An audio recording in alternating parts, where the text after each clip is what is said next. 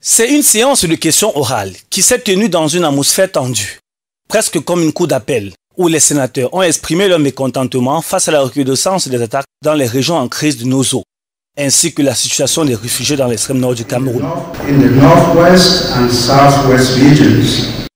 Le ministre délégué à la Défense, Joseph Betty Assomo, a pris la parole pour rassurer les élus sur les mesures prises par le gouvernement.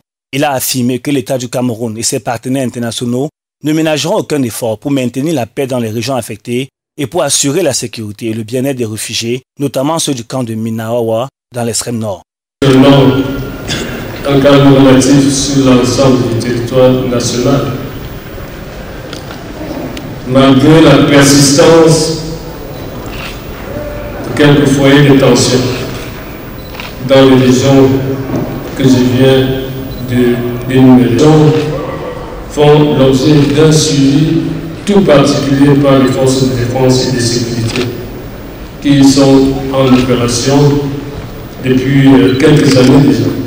Concernant l'exploitation des ressources minières dans l'extrême nord, une région riche en sous-sol, le ministre des Mines a répondu aux préoccupations soulevées par le sénateur Aladi Amadou. Il a souligné que l'exploitation des ressources doit suivre un canevas rigoureux et inclut une étude de faisabilité approfondie afin que tous en en bénéficient.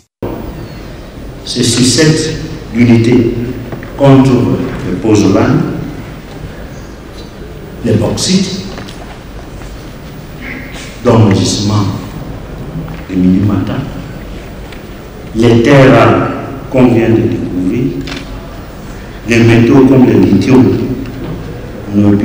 Un autre point chaud abordé lors de cette séance a été la carrière des enseignants du supérieur et les allégations de corruption entourant le doctorat PhD. Le ministre d'État, ministre de l'Enseignement supérieur, le professeur Jaffamin Ndongo, a assuré que toutes les mesures sont en place pour garantir la transparence et la sérénité dans ce secteur crucial.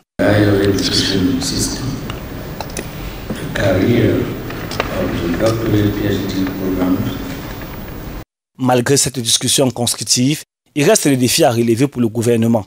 Les questions posées et les réponses des ministres montrent une volonté de faire face aux crises avec rigueur et transparence. La séance a été un moment de dialogue indispensable pour renforcer la confiance entre le gouvernement et les élus, dans le but ultime d'améliorer les conditions de vie des populations camerounaises, tout en garantissant une meilleure gestion des ressources et des crises.